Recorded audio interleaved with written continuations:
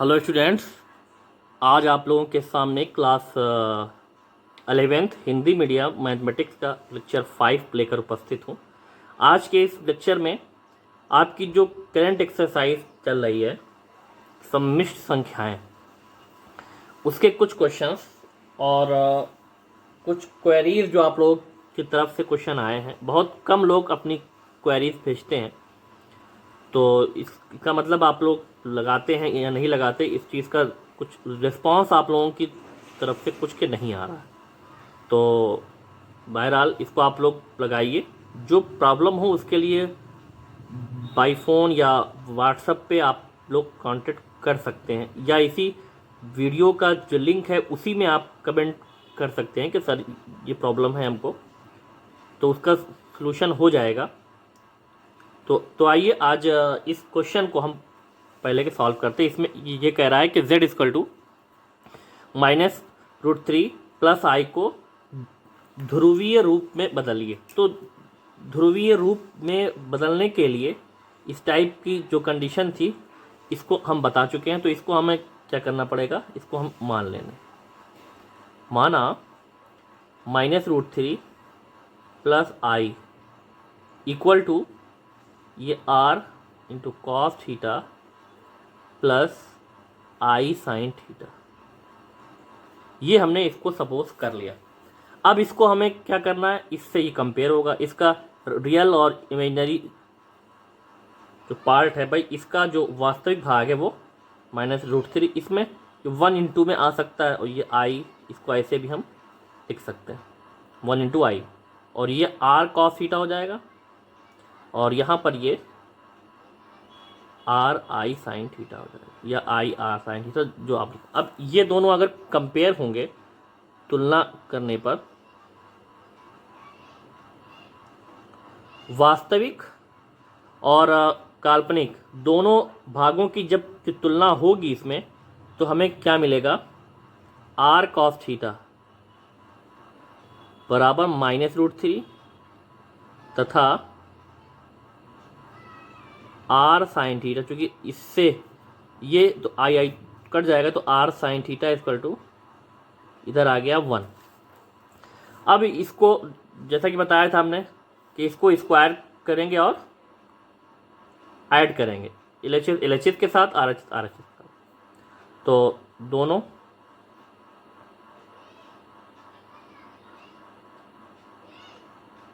पक्षों का वर्ग करके जोड़ने पर,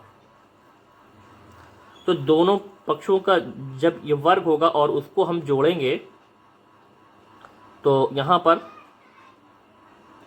भाई इसका जब ये वर्ग होगा तो ये r square cos square theta ये हो गया।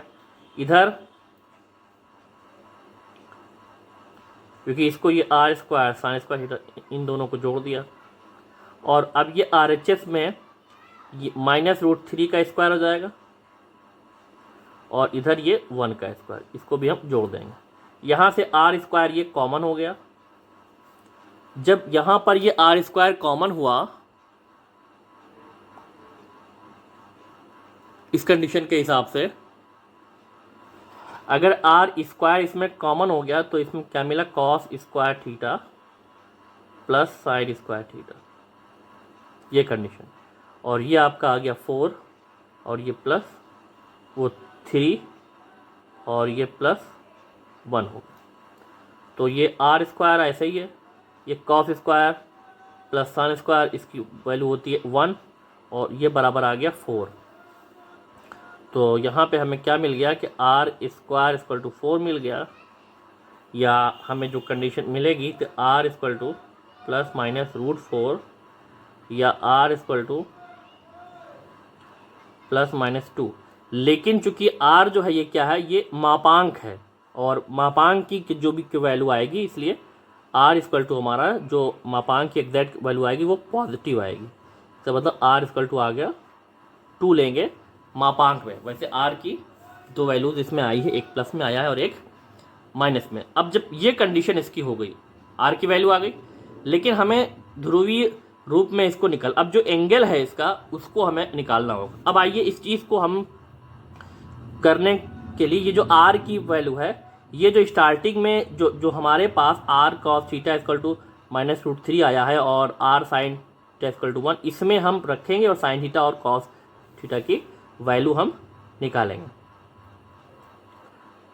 पुनः तो अब जब उसमें हम रखेंगे तो आ जाएगा ये 2 कॉस थीटा इक्वल टू -√3, ठीक। या अगर इस चीज़ को हम देखें तो ये कंडीशन आपके पास आ गई, कॉस थीटा इक्वल टू -√3/2, ठीक। ये कंडीशन। इससे पहले एक चीज़ हमें ये देखना है कि ये किस क्वाड्रेंट में जाएगा। ये भाई इसमें जो है, अगर हम इस कॉम्प्लेक्स नंबर को हम देखें तो ये है -√3 प्लस आई है। इसको अगर हम ऑर्डर के पेयर में या क्रमिक युग में लिखें तो -√3 1 हो जाएगा। तो अब इसमें x जो माइनस होता है और जो y है वो प्लस, तो ये किस कंडीशन में होगा, x किस में माइनस होगा और y किस में प्लस होगा, ये चीज़ हमें देखना है। तो हमें इस चीज़ को अगर के देखना है तो ये -√3 है, ये 1 है, तो -x जो माइनस होता है और y के प्लस, ये तो अगर इस कॉन्सेप्ट को हम देखें, ये जो है -√3 और ये 1, भाई ये कॉम्प्लेक्स नंबर था ये। अब ये आपका आएगा सेकंड क्वाड्रेंट में, क्योंकि सेकंड ही में x नेगेटिव होता है, y पॉजिटिव होता है। तो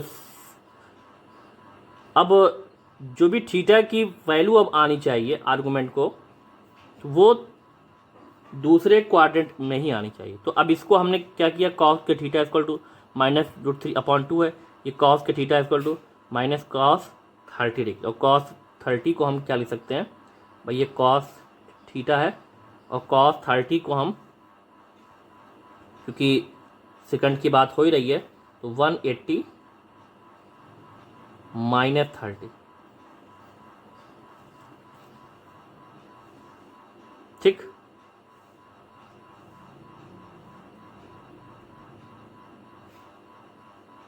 अब जो कंडीशन आएगी वो इसके हिसाब से, ये cos theta is equal to cos 150 degree. तो अब इसी से इसमें जो थीटा आ गया 150 डिग्री आ गया, ये अभी cos के हिसाब से आएगा। अब जो साइन वाली जो कंडीशन है इसमें, साइन में जब रखेंगे इसको तो ये 2 sin थीटा इक्वल टू 1, तो इसके हिसाब से साइन थीटा इक्वल टू 1/2। अब इसमें जो 1/2 है, ये है साइन 30 अंश का मान। ऐसे तो ये हो जाएगा इसमें, लेकिन अब ये भी हमें देखना है कि सेकंड में आना चाहिए एंगल। वैसे तो इसके हिसाब से ये एंगल के निकल चुका है 150 डिग्री, लेकिन ये देखना है कि क्या इसमें साइन में भी सेकंड में इतना ही आता है, जो इन दोनों का जो एंगल है वो सेम, वही हमें रखना होगा।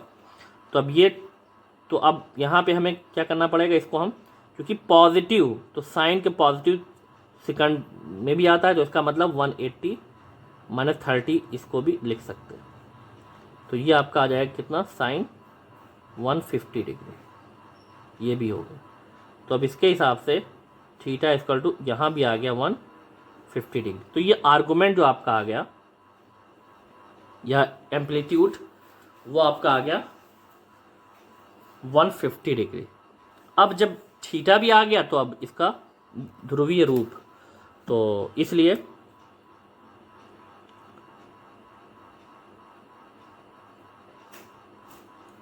ध्रुवीय रूप, तो अब जो इसका ध्रुवीय रूप होगा -√3 प्लस आई इक्वल टू, अब ये 2 बाहर रहेगा, कॉस थीटा, थीटा का मतलब कॉस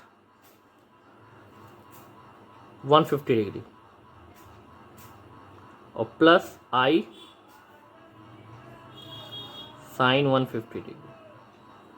तो चाहे इस फॉर्म में आप रख लीजिए और चाहे इसको हम 2 और 150 को हम 5 π/6 भी लिख सकते हैं। निकाल के आप लोग उसको देख लीजिए। ठीक, तो ये आ गया ध्रुवीय निरूपण एक क्वेश्चन का। ये समझ में आप लोगों के आ गया होगा। तो ये था फर्स्ट क्वेश्चन आज का। क्वेश्चन है वो है द्विघात समीकरण। तो द्विघात समीकरण में क्या होता है कि अगर कोई भी कंडीशन आपकी ax² + bx + c = 0 के फॉर्म में है, मतलब अगर वो समीकरण आपका ax² + bx + c = 0 इस रूप में अगर है, तो ये आपका क्या कहलाएगा, द्विघात समीकरण। या सिंपल से द्विघात समीकरण उसको हम कहते हैं कि जिसकी जो पावर हो वो क्या हो, या घात 2 हो, हाईएस्ट। तो ये द्विघात समीकरण है। इस द्विघात समीकरण को अब तक जो हम हल करते थे उसमें x के सभी वास्तविक ही मान थे, लेकिन अब वास्तविक हो या काल्पनिक हो, दोनों ही x के मान हो सकते हैं। तो अब इसमें हमें क्या करना है कि क्वेश्चन को, जो समीकरण है इसको हम हल करते थे, चाहे वो गुणनखंड से, चाहे फार्मूले से, और चाहे अंतिम स्टेज ये थी कि श्रीधराचार्य विधि से। तो ये इन 3-4 मेथड से उसको हम सॉल्व करते थे और x का या y जो भी उसमें चर राशि होती थी उसका हम मान निकालते थे। ठीक है, तो ऐसे ही अब इसमें भी हमें क्या करना है कि समीकरण होगा उसको हमें हल करना है, चाहे वो गुणनखंड के माध्यम से, चाहे समीकरण के माध्यम से, और चाहे श्रीधराचार्य विधि से। अब इसके लिए कुछ चीज़ें यहाँ पर हैं, तो कुछ क्वेश्चन हम लेते हैं। तो इसको हल करने का पहला क्वेश्चन आपकी एक्सरसाइज भी होगी, उसमें ये दिया है कि x²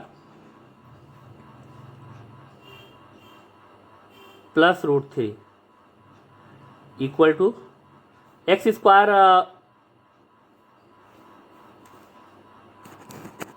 तो ये है x² + 3, √3 नहीं होगा, x² + 3 = 0। अब इसे हमें हल करना है। तो ये तो सिंपल सा, चूँकि इसमें एक ही कंडीशन है, तो ये जब हल होगा तो ये x² = हम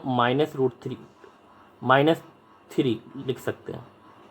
तो अब जब x² = 3 आ गया, तो यहाँ पर x = आपका आ जाएगा +- √-3 आ जाएगा।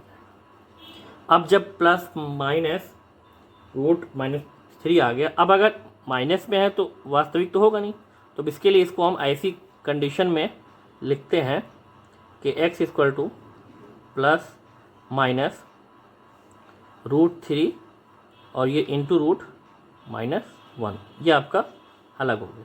तो अब इसका जो सोल्यूशन आ गया वो क्या आ गया, x = +-√3i। ठीक, तो ये इसका सोल्यूशन हो गया। अब इसके जो सोल्यूशन आए हैं वो 2 आए हैं। एक तो आया है x = +√3i तथा x = -√3i। ये दोनों ही अगर मान हम इस समीकरण में रखेंगे तो इसको ये संतुष्ट करेंगे। तो ये था पहला क्वेश्चन, द्विघात समीकरण। तो ये कंडीशन कि x² + 3x + 9 = 0, x² + 3x + 9 = 0, ये कंडीशन है। x² + 3x + 9 = 0 तो अब इस क्वेश्चन को जब सॉल्व करेंगे तो अब यहाँ पर हमें क्या करना होगा, ये है इसका। अब पहले तो गुणनखंड के माध्यम से इसको हम चेक करें क्या ये हल हो रहा है कि नहीं हो रहा है। तो इसको अगर हम देखें तो ये आ गया फैक्टर में 9 के ऐसे गुणनखंड के जोड़ने पे 3 आए, तो ऐसा तो कुछ होगा नहीं। तो इसका मतलब ये इस मेथड से ये सॉल्व नहीं होगा, गुणनखंड इसका नहीं हो सकता। तो जब ये गुणनखंड की नहीं हो सकता तो फिर श्रीधराचार्य मेथड से इसको हम हल करेंगे। तो उसके लिए इस समीकरण को हम क्या करें कि ax² plus bx plus c equal to 0 से इसकी तुलना कर,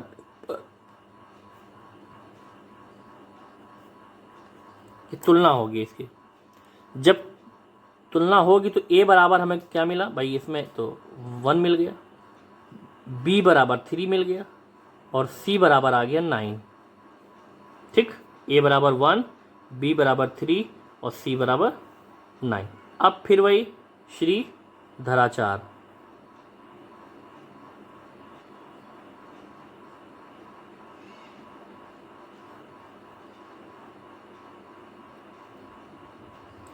तो इससे जब होगा तो ये चूँकि इसमें x, तो x equal to -b plus minus root b² - 4ac upon 2a, ये है इसका फार्मूला श्रीधराचार्य का। अब यही जो कंपेयर हमने किया है, इनकी वैल्यूज़ को उठा के इसमें हम रख दे रहे हैं। -b तो -3 हो जाएगा प्लस माइनस रूट b² मतलब 3² हो जाएगा, -4a, a है 1 इंटू c है 9 और ये अपॉन 2, a है 1। नेक्स्ट कंडीशन ये -3 प्लस माइनस ये रूट, ये आपका हो गया 9, ये -36 हो गया। ठीक, अपॉन 2, फिर ये आ गया -3 प्लस माइनस ये लेस होगा तो आएगा -27। अब ये भी इसमें माइनस में आ रहा है रूट में, तो उस माइनस को हटा के तो अब इसमें से एक तो ये है, इसका हम